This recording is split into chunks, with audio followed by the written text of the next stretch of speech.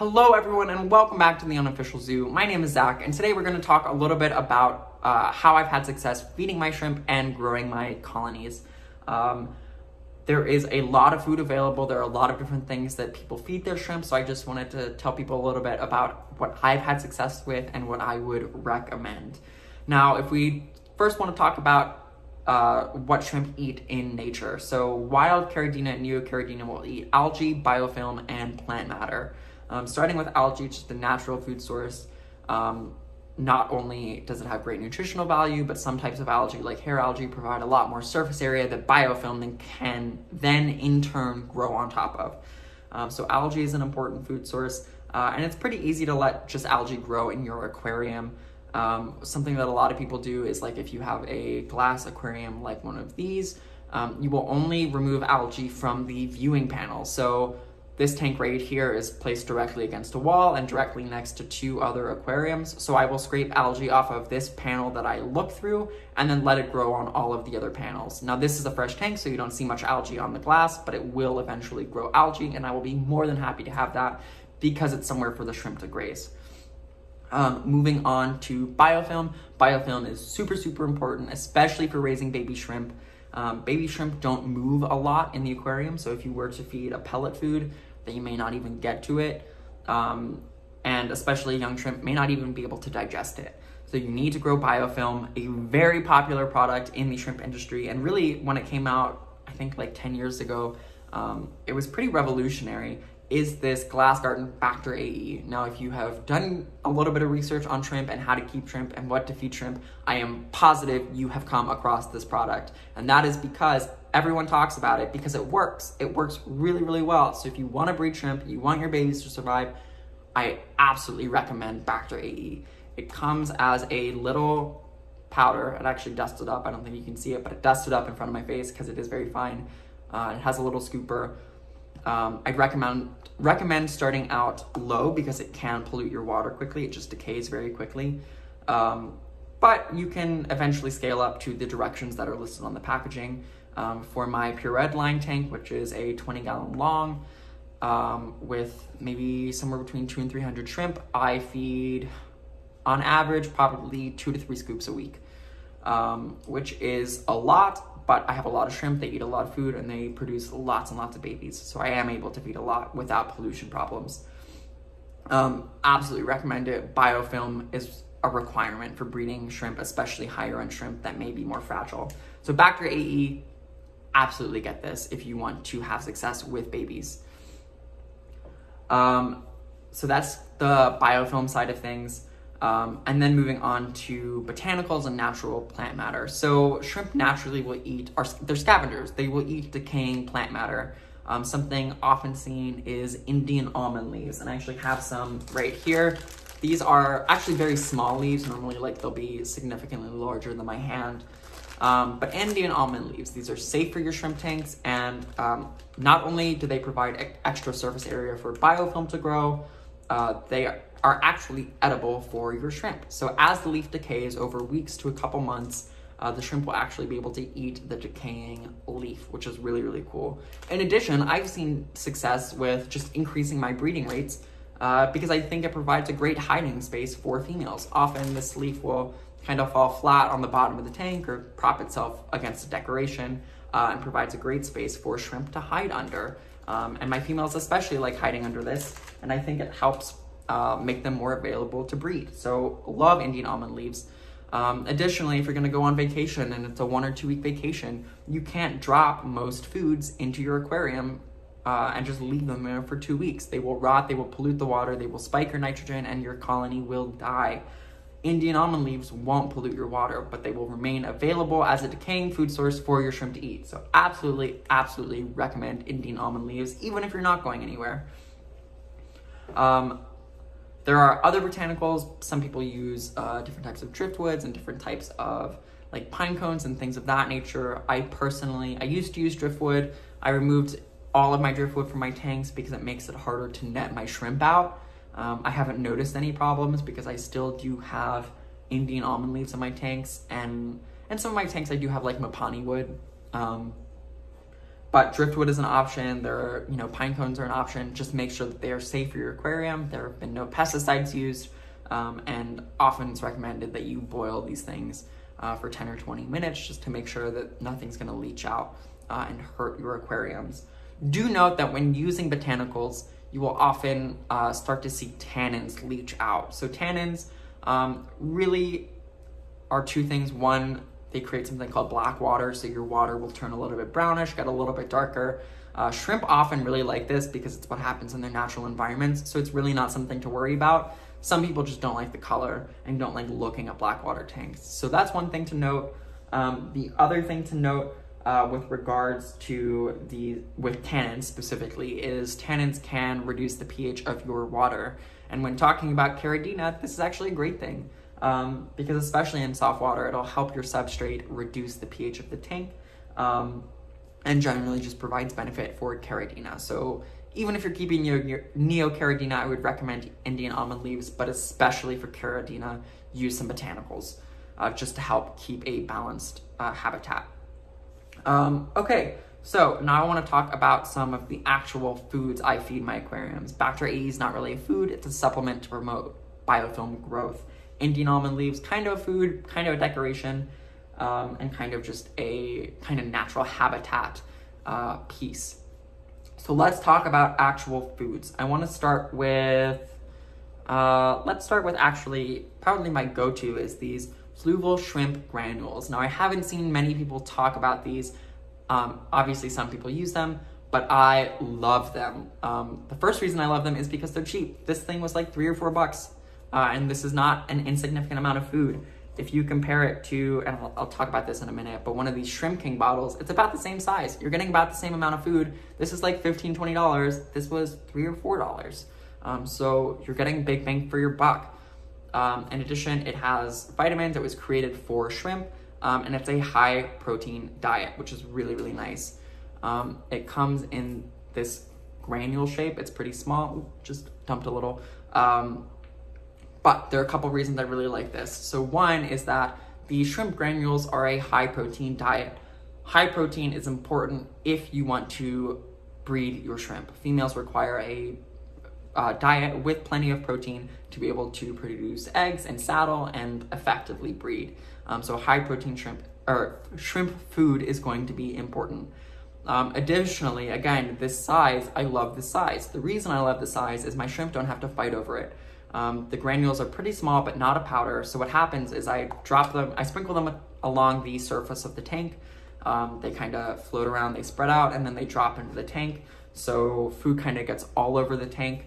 And it's big enough that a shrimp can actually go find it and maybe even pick it up and take it away. And there's plenty of it, so no one's fighting over access to the food. No one is missing out on the food because it's going everywhere. I just think it's a really great all-around food that is great bang for the buck. So would absolutely recommend that. All right, so next I want to talk about one of these ShrimpKing foods, and that is ShrimpKing Complete. Now this is a very highly regarded food. Honestly, the whole ShrimpKing brand is very, very highly regarded because it works. That said, it can be a little bit pricey. I think this was like 20 bucks for this little bottle. And again, same size as the shrimp granules. If we take a look at the food, it is these pellets that you can drop into the tank. And so let's talk about it. It does work. It definitely works. It is a high protein diet. It does provide a lot of the micronutrients that shrimp need. It is a complete diet, as it says. But there are a couple things I don't like about it. One is the pellet, especially with larger tanks like this right behind me is a 75-gallon shrimp tank. It's a long way for the shrimp to go to find the food. And I find that they don't flock to it, they just kind of come across it. When they do end up coming across it, they enjoy it, but they don't run across the tank for it.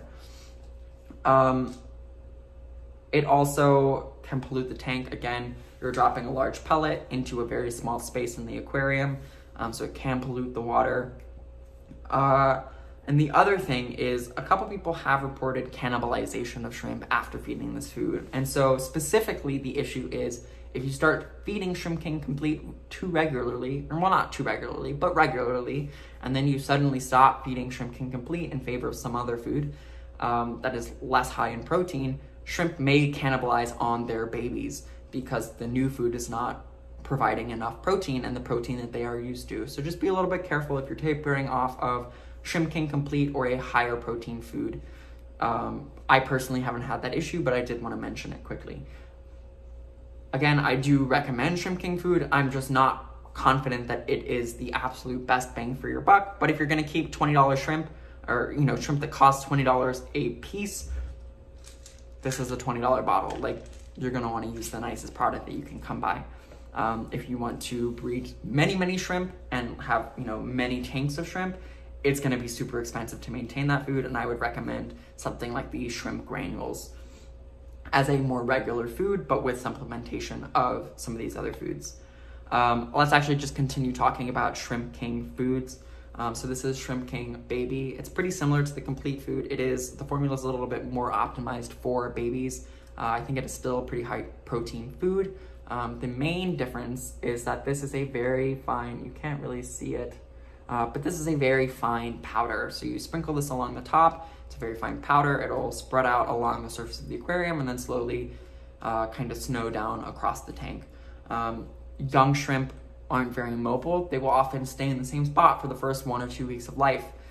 So you need food that is going to either be like biofilm and grow toward them, or like a very fine powder food and simply just fall near them so that they don't actually have to move to eat it. It just kind of falls right in their lap.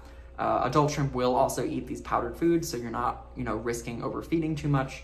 But yeah, I use ShrimpKing Baby a lot in tanks that I want to have success breeding, especially with higher end small shrimp. Like my higher grade pure redline tank, this is my main baby food, in addition to BacterAE and like Biofilm additives. Moving right along, this is actually a food that I just got in and I haven't really started using yet, but I'm excited to test out. And this is the ShrimpKing Color Food. So color food is very interesting. You will find a variety of brands that advertise foods for shrimp and fish that help bring out colors, especially red colors. And the way this works is there's actually an additive in the food called astaxanthin that promotes, when digested and consumed by fish and shrimp, promotes the red coloration naturally. Now I've heard that this helps a lot of people. I personally don't have a lot of experience with it because I've never used color foods and I just got this food, but I will report back on my findings. A lot of people say it works. It was expensive, so I plan to only use this really right now for my red fancy tigers and for my high grade pure red line tank.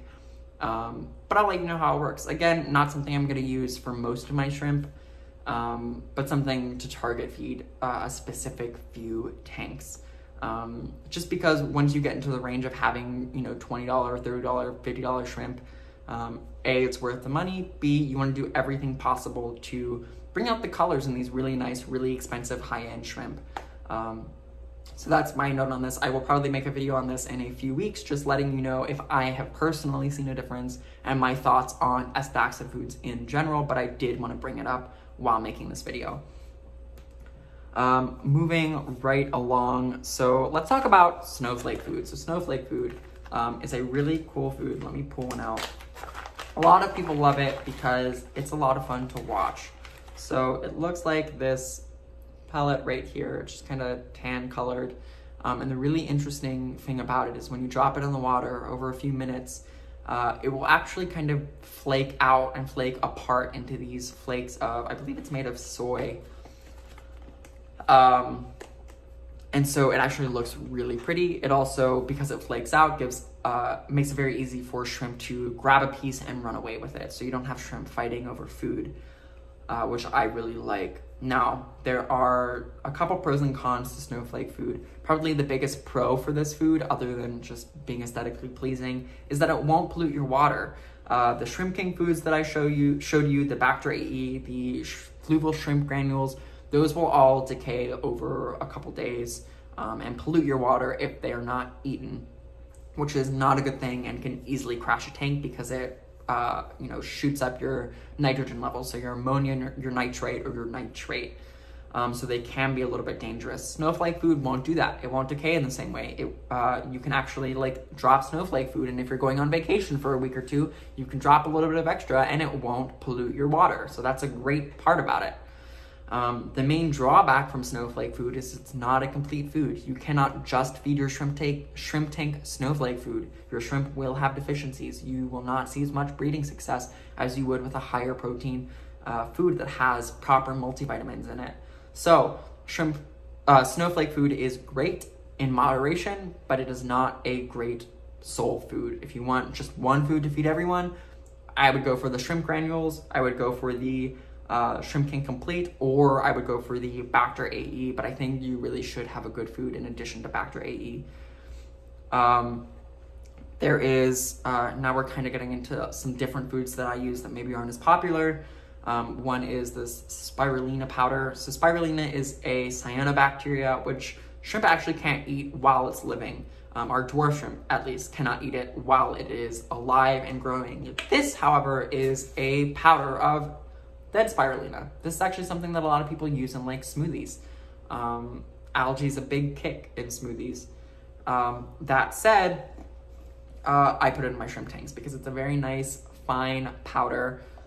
It spreads out really well, and I think the reason my shrimp are able to eat it is that as soon as it hits the water, it actually starts decaying, and I think as soon as it starts decaying, it becomes available for shrimp to actually consume and tear apart. So I've had success with this. I will feed this pretty aggressively, especially to tanks with a lot of small shrimp, because again, it's gonna get to every corner of the tank. It kind of like snows on top of the aquarium. So once it's kind of fed, it'll settle down and just give a nice light green dusting over everything, which gives all of my scavenger shrimp a good source of food just kind of as they're going about the aquarium, and gives the baby shrimp a good food that's gonna come right to them, basically right to their mouths for them to eat. So I like that food. Don't overeat it, A, and B, I've actually had this problem in that I don't think all of the algae cells, well, cyanobacteria cells in the powder are dead. I think some of them are actually just dormant and come back to life when you put them in the tank. So if you have seen my Pure Red Line tank video, you will notice that there's a lot of algae all over the tank. And if I show you guys my Blue Bolt Coal tank sometime, you will see that it is covered in cyanobacteria. And I'm almost positive that the initial like starter sample of that cyanobacteria was the Spirulina powder. So maybe not a great choice if you're super concerned about the aesthetics of not having cyanobacteria grow in your aquarium, but if you're okay with a little bit of algae growth, I would recommend Spirulina powder. Very cost effective. You get a lot of this for like the same price as this. So would recommend, if you don't mind, that it may, well, A, if you have a lot of shrimp, and B, if you don't mind that it may cause cyanobacteria to grow in your aquarium. The last thing I want to talk about in this video is this GlasGarten Beta-Glucan product. So it's by the same makers of, oops, sorry, that's backwards. It's by the same makers of BacterAE, GlasGarten. This is another additive. It's not directly a food, but it is something that your shrimp will consume. So basically, it's beta-glucan with immunoglobulin, and what this really does is just helps boost your shrimp immune systems. I will dose this probably on average about once a week in my tanks just to make sure everyone's staying healthy. But I really use it if I see a case of like Biopsidae, or especially if I see a case of like muscle necrosis, or even if just a shrimp kind of randomly dies or a few shrimp randomly die, I will dose this basically immediately. It's a powder like the BacterAE, if I can pull this out, fine powder. And if I dose this right after I see a case of muscle necrosis or Biopsidae, I generally don't see any more crop up. Now, of course, I do remove the affected shrimp and I do attempt to treat them separately and quarantine them just to make sure. But again, it seems to work. I can't say definitively, but a lot of people use that as well. So in terms of the foods that I use, that's really it. Again, these shrimp are scavengers, so they will eat a lot. You could feed them just plain old fish food, really. I actually have some Flooville bug bites sitting right here that I have fed my shrimp just as a test, and they definitely eat it. It just might not be the best food for them. If you're keeping shrimp with fish, you might not even need to feed your shrimp at all, because they will eat the biofilm and algae that grows just based on having a nice cycled and running aquarium. and they will eat the excess fish food that falls to the bottom or just kind of falls wherever in the tank. So you might not even have to feed your shrimp directly. You may just feed your fish a little bit extra. But if you do want to keep a shrimp colony in a shrimp only tank, you should be feeding the shrimp directly with a high quality food. Just summarizing again, if I had to pick 2 products out of all of the foods I just showed you, it would be the BacterAE and the Flooville shrimp granules. If I had to pick 2 of these products to stay with. If I could pick a third, I would probably, it would be between the ShrimpKing Complete and the ShrimpKing Baby, because again, these are both high quality foods. I know that they have a lot of the micronutrients that my shrimp need that they may not get from other foods. But yeah, I hope that video was helpful. This is just me talking a little bit about what I've had success with, and I have tried quite a few things over the years, but these are the things that I've had the most success with and that I will continue to use in my shrimp room. So let me know if this video was helpful. Also, let me know if there are foods that I should be trying that you've had a lot of success with that you didn't see in this video, or that you did see a food in this video and you disagree with what I had to say. Because I think we're all still learning in this hobby, and there is a lot to learn. And part of what's really cool is that we all can run our own experiments, and we can share the results of our experiments, and we can discuss it and design new experiments. Let me know if you disagree with my food recommendations, or if you agree with them, or if you had other foods. I would love to try more foods, especially if you've had a lot of success with them. So let me know. Give this video a like if you liked it. Feel free to subscribe if you want to see more videos about my shrimp. And thank you so much for watching. See you next time. Bye.